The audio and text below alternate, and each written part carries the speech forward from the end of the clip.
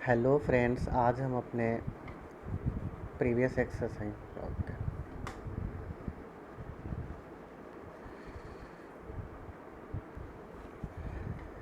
Hello students, आज हम अपने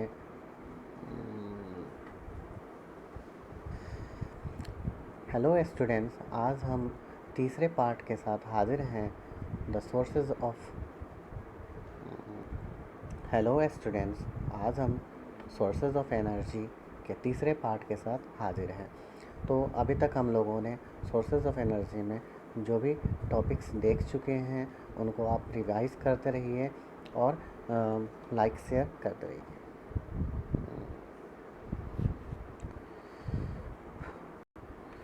हेलो फ्रेंड्स, आज हम सोर्सेज ऑफ एनर्जी चैप्टर के तीसरे पार्ट के साथ हाजिर हैं। अभी तक हम लोगों ने सोर्सेज ऑफ एनर्जी के बारे में जानकारी ली, उनके डेफिनेशन के बारे में जाना, सोर्सेज ऑफ एनर्जी कितने टाइप्स के होते हैं, सोर्सेज ऑफ एनर्जी के renewable and non renewable sources के बारे में हम लोग जानते हैं। और अब हम लोग जो है आगे देखते हैं कि जो फॉसिल फ्यूल्स होते हैं उनसे उनसे क्या क्या पॉल्यूशन हो सकते हैं। तो स्टूडेंट्स, फॉसिल फ्यूल्स जो होते हैं, जो आप जानते हैं डेड एंड डिके पार्ट्स जो होते हैं एनिमल्स एंड प्लांट्स के, उससे आपको बने होते हैं क्या, तो फॉसिल फ्यूल्स बने होते हैं। तो जो फॉसिल फ्यूल्स होते हैं, fossil fuels contains various types of non metallic elements. तो फॉसिल फ्यूल्स जो होते हैं वेरियस टाइप्स के क्या करते हैं, तो नॉन मेटालिक एलिमेंट्स रखते हैं।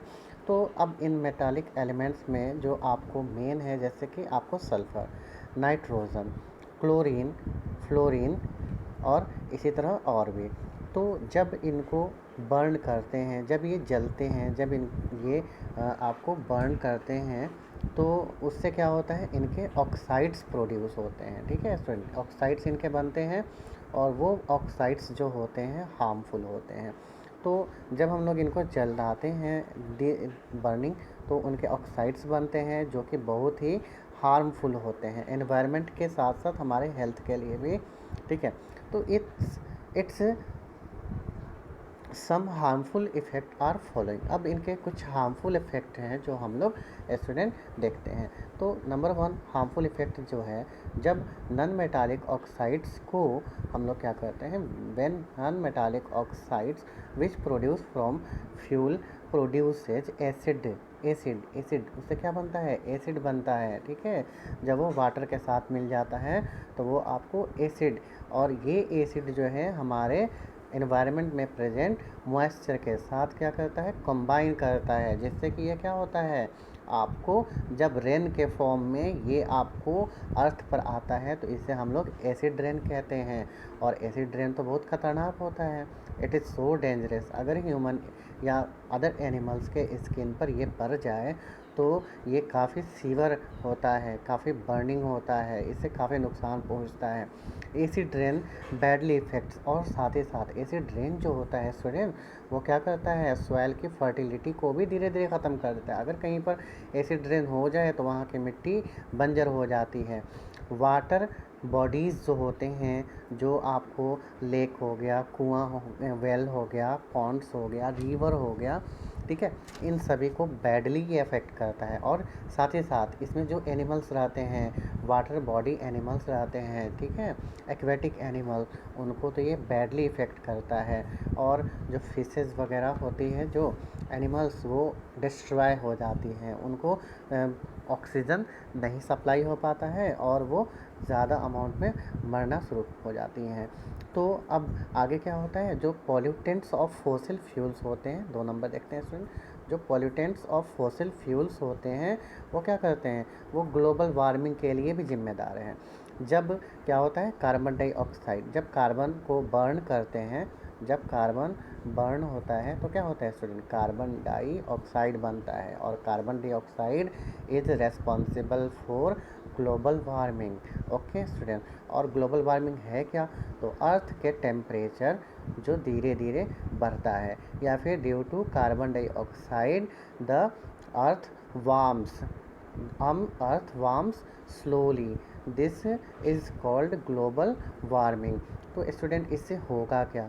तो जब ग्लोबल वार्मिंग होगी तो जो हमारे पोलर्स पे जो आपको आइस है, ठीक है, वो जो बर्फ़ जमा है पोलर पे, हम लोग के क्या है पोल्स पे, जो नॉर्थ पोल है और साउथ पोल, ठीक है।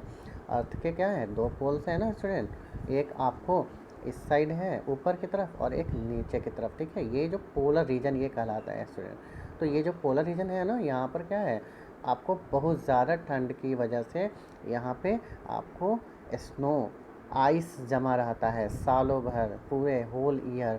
तो ये क्या होंगे धीरे धीरे पिघल जाएंगे, ठीक है, ये मेल्ट हो जाएंगे। मेल्ट होने के बाद क्या होगा, तो जो रिवर्स होंगे उनका जो वाटर लेवल है वो इंक्रीज कर जाएगा, जिससे क्या होंगे हमारे जो भी सिटीज़ हैं, जो भी आपको सिटी हैं, वो आपको क्या होंगे वो नष्ट हो जाएंगे। वो हमारे सिटी जो है वो वाटर पानी में डूब जाएंगे, ठीक है, वो ड्रॉन हो जाएंगे।